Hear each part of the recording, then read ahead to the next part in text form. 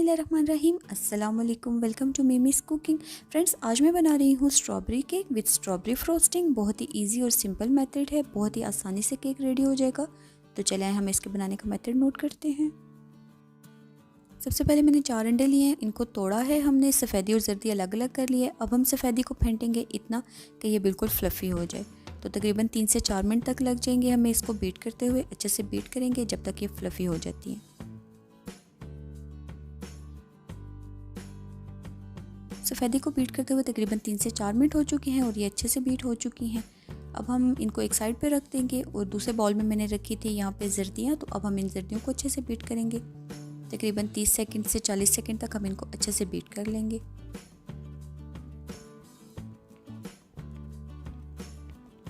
जर्दी बीट हो चुकी है। अब मैं इसमें शामिल कर दूंगी चीनी। तो रेगुलर जो घर के अंदर शुगर होती है उसी को मैंने ग्राइंड किया है। 250 ग्राम शुगर है। और इसके साथ हम शामिल करेंगे बेकिंग पाउडर 1 टेबल स्पून। और साथ ही मैं इसमें शामिल करूंगी बेकिंग सोडा। तो 1 टीस्पून बेकिंग सोडा है। और हम इन सारी चीज़ों को दोबारा अच्छे से मिक्स करेंगे। अब के हमें तकरीबन इसको 1 से 2 मिनट तक बीट करना है ताकि जो चीनी है वो अच्छे से डिज़ोल्व हो जाए।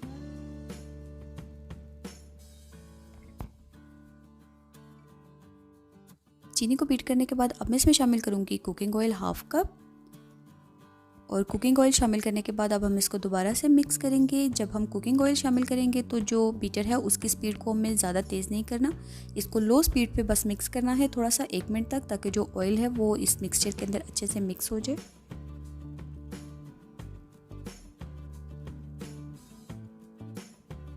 और अब मैं इसमें डालूंगी स्ट्रॉबेरी प्यूरे।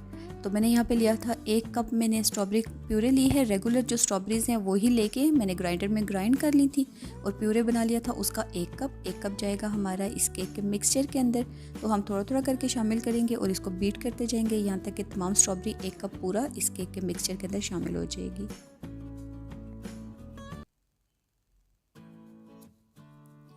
स्ट्रॉबेरीज डालने के बाद अब मैं इसमें डालूंगी 1 कप मैदा।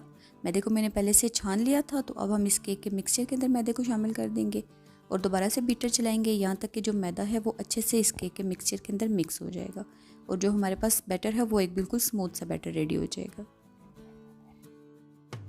मैदा शामिल करने के बाद जो बीटर है उसका काम हमारा ख़त्म हो गया। बीटर मैंने हटा लिया। अब हमने जो सफ़ेदी बीट करके रखी हुई थी उसको मिक्स करेंगे और सफ़ेदी मैं थोड़ी थोड़ी डालती जाऊंगी और किसी भी स्पैचुला की मदद से इसको आहिस्ता आहिस्ता फोल्ड करते हुए मिक्स करते जाएंगे यहाँ तक कि तमाम सफ़ेदी इस मिक्सचर के अंदर शामिल होकर एक स्मूथ सा बैटर रेडी हो जाएगा।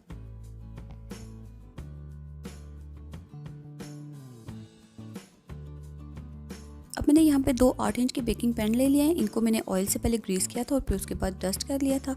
अब जो केक मिक्सचर है वो हाफ मैं दोनों मोल्ड्स के अंदर डाल दूँगी। तो अगर दोनों मोल्ड्स के अंदर डालेंगे तो केक हमारे जल्दी बेक हो जाएंगे और ज़्यादा, क्योंकि इसके अंदर हमने स्ट्रॉबेरी डाली हैं, अच्छा खासा मॉइस्चर होता है इस केक के अंदर, तो ड्राई होने में थोड़ा टाइम लग जाता है। तो अगर हम हाफ डालेंगे तो बेकिंग में हमारे लिए ईजी हो जाएगा। लेकिन अगर आपके पास 1 मोल्ड है और अगर आप 1 मोल्ड के अंदर ही बेक करना चाहें तो भी हो जाएगा, लेकिन फिर आपको जो टेम्परेचर है उसको लो रखना पड़ेगा और केक को थोड़ी ज़्यादा देर के लिए बेक करना पड़ेगा। तो अभी मैं इसको रखूँगी 150 डिग्री पे और तकरीबन ये केक हमारा बेक हो जाएगा 20 से 25 मिनट के अंदर। लेकिन अगर आप एक ही मोल्ड के अंदर डालेंगे तो फिर आपको टेम्परेचर रखना होगा 100 और बेक होगा आपका केक तकरीबन 50 से 55 मिनट के अंदर, क्योंकि इस केक के अंदर अच्छा खासा मॉइस्चर होता है।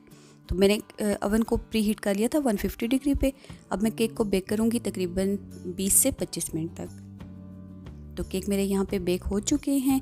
20 से 25 मिनट तकरीबन यहाँ पे गुजर चुके थे और अब मैंने केक को अवन से निकाल लिया है। अब मैं आपको एक दफ़ा टूथपिक टेस्ट करके दिखाऊंगी कि ये केक अंदर से बिल्कुल ड्राई हैं। तो ड्राई हैं इट्स मीन के केक हमारे बिल्कुल फुली कुकड हैं और बिल्कुल रेडी हैं। दूसरे को भी एक दफ़ा चेक कर लेते हैं। जब आप टूथपिक को केक के अंदर डालें, अगर टूथपिक गीली है, इसके अंदर किसी किस्म का कोई मॉइस्चर है, तो इट्स मीन के केक आपका भी सही से तैयार नहीं है। उसको मज़ीद 5 से 10 मिनट के लिए आप ओवन में रखेंगे। बनाएंगे फ्रोस्टिंग। तो उसके लिए मुझे चाहिए 2 कप व्हिपिंग क्रीम और उसके अंदर मैंने 1 कप आइसिंग शुगर का शामिल कर दिया। अब हम इस क्रीम को इतना बीट करेंगे कि ये अच्छे से व्हिप हो जाएगी। तो इस प्रोसेस में जो टाइम है वो आपके टेम्परेचर पे लगता है कि अगर तो गर्मी है आप इसको बर्फ़ के ऊपर रख के बनाएंगे तो आपको 10 मिनट लग जाएंगे और अगर ठंड है तो आप इसको वैसे ही व्हिप करेंगे तो वैसे भी ये 12 से 15 मिनट के अंदर व्हिप हो जाएगी। तो यहाँ पे क्रीम मेरी व्हिप हो चुकी है। अब मैंने आधा कप प्योरे लिया था और वो हम इसके अंदर डाल देंगे क्रीम के अंदर और दोबारा से व्हिप करेंगे और तमाम जो स्ट्रॉबेरी प्योरे है उसको क्रीम के अंदर अच्छे से मिक्स कर लेंगे। तो इस तरह से कुल मिला के हमें इस केक के लिए 1.5 कप जो स्ट्रॉबेरी प्योरे है वो हमने यूज़ किया है। 1 कप हमने केक को बनाते हुए यूज़ किया था और आधा कप हमने इस क्रीम को बनाते हुए यूज़ किया है। अब हम प्योरे को अच्छे से मिक्स कर लेंगे। प्योरे मिक्स हो चुका है। अब मैं आखिरी फाइनली स्टेप करूँगी, केक के ऊपर हम क्रीम लगाएंगे। तो सबसे जो फर्स्ट प्रोसेस होता है उसमें होता है केक की मॉइस्चराइजिंग। तो केक के लिए मॉइस्चर अब मैंने इसको ट्रांसफ़र करती हूँ एक बड़ी प्लेट के अंदर और हम इसको थोड़ा बहुत मॉइस्चर करेंगे। उसके लिए मैंने यहाँ पे शुगर सिरप लिया है, उसको मैंने इस तरह से एक स्प्रे बॉटल के अंदर डाल लिया था और अब हम इस शुगर सिरप को स्प्रे बॉटल के अंदर से स्प्रे करेंगे।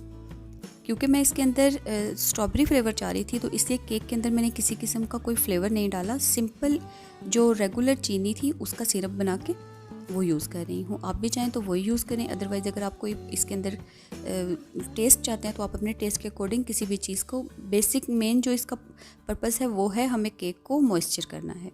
तो केक को मैंने अच्छे से मॉइस्चर कर लिया है और अब हम इसके ऊपर लगाएंगे क्रीम। क्रीम तो आप अपने टेस्ट, अपने मर्ज़ी के अकॉर्डिंग लगाएंगे, जिस तरह से आप लगाना चाहें, लेकिन जो सेंटर वाली लेयर है वो मस्ट है, वो तो हर कोई लगाता है, हर केक पे लगती है। तो इसलिए मैं जो सेंटर वाली लेयर है उसको लगा लेती हूँ।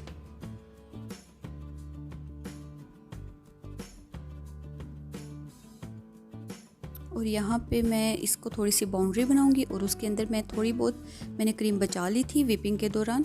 तो ये ऑप्शनल है, अगर आप लगाना चाहें तो ज़रूर लगाएं। ये हाफ़ कप जितनी ये भी है, अगर आप इसको भी काउंट करेंगे दूसरी स्ट्रॉबेरी प्योरे के अंदर तो टोटल कुल मिला के हमारे पास हो जाएगी 2 कप। लेकिन ये वाला हाफ़ कप ऑप्शनल था, ये आपकी मर्ज़ी, अगर आप लगाना चाहें तो लगाएं, अदरवाइज़ आप 1.5 कप स्ट्रॉबेरी प्योरे इस केक को बनाने के लिए इनफ है।